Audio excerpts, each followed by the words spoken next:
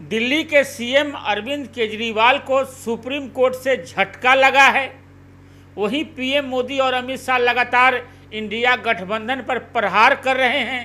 सांसद मनोज तिवारी ने तो पंजाब के अमृतसर में चुनाव प्रचार करने जाने से पहले कांग्रेस को लतार लगाया है। कांग्रेस नेता को धमकी को लेकर मनोज तिवारी ने जमकर कांग्रेस नेता की खिंचाई कर दी है।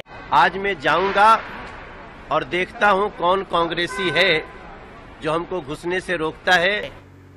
आपको याद होगा सीएम अरविंद केजरीवाल ने स्वास्थ्य संबंधी जांच को लेकर अंतरिम जमानत बढ़ाने की मांग की थी, जिसके लिए सुप्रीम कोर्ट ने याचिका पर तत्काल सुनवाई से इनकार कर दिया है। आप जानते हैं कि दिल्ली के सीएम अरविंद केजरीवाल अंतरिम जमानत पर तिहाड़ से बाहर हैं। उन्हें 2 जून को फिर से पेश होना है। लगातार सीएम केजरीवाल ने दिल्ली में प्रचार किया, अब पंजाब में प्रचार कर रहे हैं। इसी बीच अरविंद केजरीवाल ने सुप्रीम कोर्ट में याचिका दायर कर जमानत की अवधि 7 दिन बढ़ाने की मांग की थी। इसके बाद से इस मुद्दे पर भाजपा लगातार हमलावर है। भाजपा सवाल उठा रही है कि सीएम केजरीवाल की तबीयत खराब है तो प्रचार लगातार कैसे कर रहे हैं। भाजपा ने तो यहाँ तक कह दिया है कि केजरीवाल के स्वास्थ्य की चिंता हमें भी है। हम चाहते हैं हमारे साथ अस्पताल चलें और जांच करा लें। आपकी चिंता है, आप तुरंत दिल्ली आइए, मैं स्वयं आपको लेकर चलता हूँ और एक दिन में ये सारे टेस्ट आराम से हो सकते हैं और शाम तक इनकी रिपोर्ट भी आ जाएगी। वहीं सीएम अरविंद केजरीवाल पलटवार करते हुए कहते हैं कि भाजपा चाहती है कि केजरीवाल मर जाए। इस तरह से भारी गर्मी में राजनीति भी गरमाई हुई है। छठे चरण के चुनाव के बाद 1 जून को 7वें चरण का चुनाव होना है। बिहार में राहुल गांधी ने तेजस्वी यादव के साथ जनसभा को संबोधित किया। दोनों ने एक साथ मुर्गा चावल खाते दिखे, इस पर भी चर्चा हो रही है। अब लोग ऊब चुके हैं, क्रेडिबिलिटी चली गई पूरी। देश की जनता मोदी जी को भगा रही है फटाफट फटाफट फटाफट। दूसरी ओर प्रियंका गांधी भी चुनाव में मोर्चा संभाल ली हुई हैं। पीएम मोदी पर लगातार आरोप लगा रही हैं। इन्हीं सारी मुद्दों पर एक एक कर चर्चा करेंगे और कौन किस पे भारी है। इस समय लोकसभा चुनाव का पलड़ा किस ओर भारी है, दिल्ली में माहौल क्या है, चांदनी चौक सीट कौन जीत रहा है, परवीन खंडेलवाल नरेंद्र मोदी की नैया पार कराएंगे या डुबा देंगे, इन्हीं सारी चीज़ों के बारे में आपको बताएंगे। वीडियो में आखिर तक बने रहिएगा। खबर शुरू करने से पहले आप सभी को नमस्कार। आप देख रहे हैं जनमत की पुकार आर.के. जायसवाल के साथ। दिल्ली के सीएम अरविंद केजरीवाल जेल में रहें या बाहर रहें, हमेशा चर्चा में बने रहते हैं। एक के बाद एक केजरीवाल ऐसा बयान देते हैं कि भाजपा को भी बयान जारी करना पड़ता है और फिर 2 दलों के बीच तल्ख भरी टिप्पणी सुनने को मिलता रहता है। इस समय सीएम केजरीवाल पंजाब में चुनाव प्रचार कर रहे हैं। खबर है कि 30 मई को दिल्ली लौटेंगे। केजरीवाल पर भ्रष्टाचार का आरोप है। शराब घोटाले में वे अंतरिम जमानत पर हैं, लेकिन पंजाब में केजरीवाल कहते हैं अगर केजरीवाल भ्रष्टाचारी है तो दुनिया में कोई ईमानदार नहीं है। मुझे गिरफ्तार करने का इनका मकसद क्या था? जैसे ही 16 मार्च को चुनाव घोषित हुए, 21 मार्च को मुझे गिरफ्तार कर लिया। गिरफ्तार करने का मकसद भ्रष्टाचार नहीं बल्कि केजरीवाल को जेल में डालकर रोकना था कि कहीं केजरीवाल देश भर में घूम गया तो मोदी जी की 10-15 सीट कम हो जाएगी। मुझे चुनाव प्रचार से रोकने के लिए जेल भेजा, लेकिन भला हो सुप्रीम कोर्ट का जो आज आपके बीच हूँ। लेकिन अब 1 जून को केजरीवाल की अंतरिम जमानत की अवधि खत्म होने वाली है। इसलिए केजरीवाल के वकील अभिषेक मनु सिंघवी ने स्वास्थ्य जांच का हवाला देकर 7 दिन जमानत बढ़ाने को लेकर तत्काल सुनवाई की गुजारिश पर विचार करने से सुप्रीम कोर्ट ने मना कर दिया। इस पर भाजपा केजरीवाल को खूब खरी खोटी सुना रही है। दिल्ली में भाजपा अध्यक्ष वीरेंद्र सचदेवा ने क्या कुछ कहा है, सुन लीजिए। चिंतित हमें आपके स्वास्थ्य की भी चिंता है, लेकिन बहुत सीनियर डॉक्टर से हमने भी कंसल्ट किया है।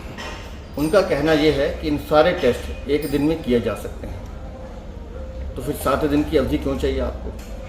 मेरा आपसे निवेदन है कि अगर आपको गंभीर बीमारियां हैं जैसा आप दावा कर रहे हैं, तो फिर आप पंजाब के चुनाव प्रचार में क्या कर रहे हैं? आपको अपने स्वास्थ्य की चिंता होनी चाहिए। आपके परिवार के साथ साथ हमें भी आपकी चिंता है। आप तुरंत दिल्ली आइए, मैं स्वयं आपको लेकर चलता हूँ और एक दिन में ये सारे टेस्ट आराम से हो सकते हैं और शाम तक इनकी रिपोर्ट भी आ जाएगी, तो माननीय न्यायालय को दिखा भी पाएंगे कि क्या हकीकत है और क्या फसाना है। क्यों आप अपने स्वास्थ्य का बहाना लेकर इस तरह की अंतरिम अवधि बढ़ाना चाहते हैं? अंततः 1 तारीख का बिल्कुल पास आ गई है, तो मेरा निवेदन है कि इधर उधर की बातें मत कीजिए, अपने स्वास्थ्य की चिंता कीजिए, क्योंकि जितने घोटालों में आपका नाम है, चाहे वो शराब घोटाला हो, पैनिक घोटाला हो, मोहल्ला क्लिनिक का हो, जल बोर्ड का हो, या नकली दवाइयों का हो, या मोहल्ला क्लिनिक का हो, इस सब की जांच समय समय पर चलती रहेगी और इसकी जांच पूरी हो और आप उस जांच तक सही सलामत रहें, ताकि देख पाएँ कि कितना आपने दिल्ली को लूटा। ये बहुत जरूरी है। कांग्रेस सांसद राहुल गांधी सोमवार को बिहार में थे।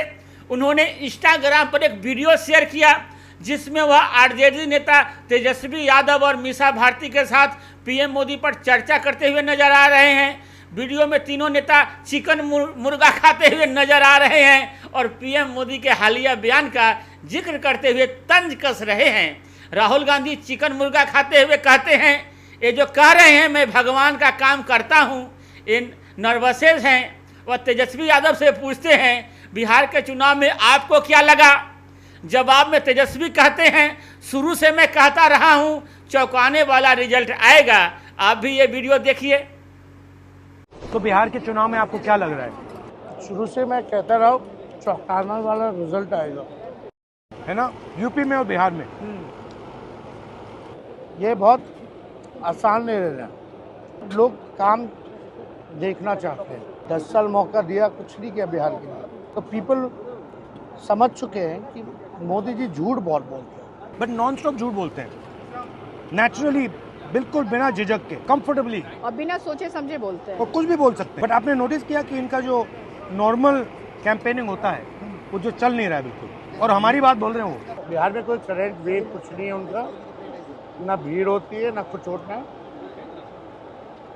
अब लोग ऊब चुके हैं, क्रेडिबिलिटी चली गई पूरी। देश की जनता मोदी जी को भगा रही है फटाफट फटाफट फटाफट।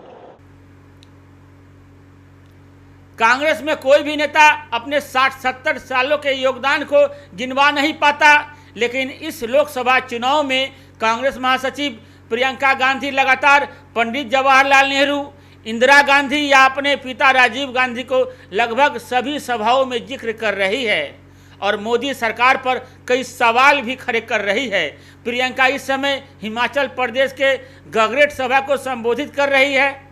इसमें प्रियंका गांधी कहती हैं, इंदिरा गांधी जी ने कहा था मैं हिमालय की बर्फ में घुलना चाहती हूँ। इंदिरा गांधी जी ने प्रधानमंत्री थी तो अपने क्षेत्र में गांव-गांव जाती थी, जनता की शिकायतें सुनती थी। शहीद हुई तो मेरे पिताजी को उनके कमरे में एक पर्चा मिला, उस पर लिखा था अगर मुझे कुछ हो जाए तो मेरी आधी अस्थियाँ इलाहाबाद के संगम में डालना और आधी हिमालय के पर्वतों में डालना। मैं हिमालय की बर्फ में घुलना चाहती हूँ। सुन लीजिए। एक थी इंदिरा गांधी, प्रधानमंत्री थी, अपने एक संसदीय क्षेत्र में गांव-गांव जाकर जनता से मिलती थी, पैदल जाती थी, जनता डांट देती थी, उन्हें कोई परवाह नहीं थी, डांट खाती थी, कहती थी अच्छा है, जागरूक है ये जनता, और दिन रात काम करती थी। शहीद हुई तो शायद आपको मालूम नहीं होगा, जब शहीद हुई तो मेरे पिताजी को उनके कमरे में एक पर्चे पे लिखा मिला कि अगर मुझे कुछ हो जाएगा तो जब मेरे अंतिम संस्कार होंगे तो मेरी जो अस्थि है वो संगम में इलाहाबाद में आधी वहां डाल देना और आधी हिमालय के पर्वतों पे डालना, क्योंकि मैं हिमालय के पर्वत में जो बर्फ है उसके साथ मैं घुलना चाहती हूँ। लोकसभा चुनाव अपने आखिरी दौर में है।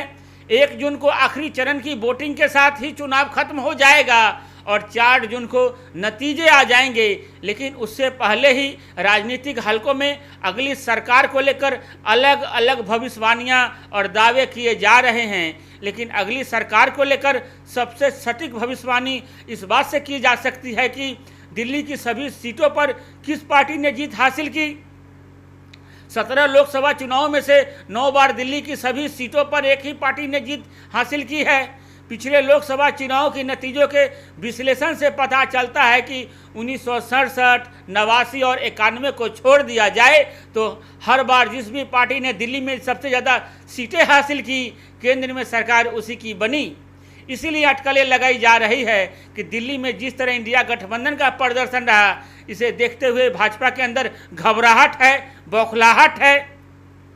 राजनीतिक विशेषज्ञ भी इस बार भाजपा को बहुमत से कम सीट मिलने की आशंका जाहिर कर रहे हैं। खैर, दिल्ली में चांदनी चौक सीट की बात करें तो इंडिया गठबंधन के प्रत्याशी जेपी अग्रवाल ने भाजपा प्रत्याशी परवीन खंडेलवाल को बड़ा टक्कर दिया है। लेकिन यदि फिर से देश में मोदी की सरकार बनती है तो परवीन खंडेलवाल जीत सकते हैं और जीतने के बाद इन्हें मंत्रिमंडल में भी शामिल किया जा सकता है, क्योंकि इनका पीएम मोदी से डायरेक्ट संपर्क बताया जाता है। हालांकि ये सारी अटकलें हैं, असलियत तो 4 जून को ही पता चल पाएगा। वैसे पीएम मोदी लगातार इंटरव्यू दे रहे हैं, हालांकि प्रेस कॉन्फ्रेंस एक बार भी नहीं किया है।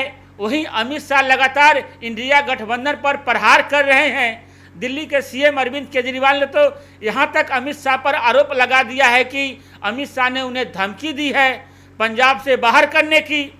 इस तरह से आरोप प्रत्यारोप का दौर जारी है। अटकलों का बाजार गर्म है। 4 जून को अभी इंतजार कीजिए और मैं भी इंतजार करता हूं।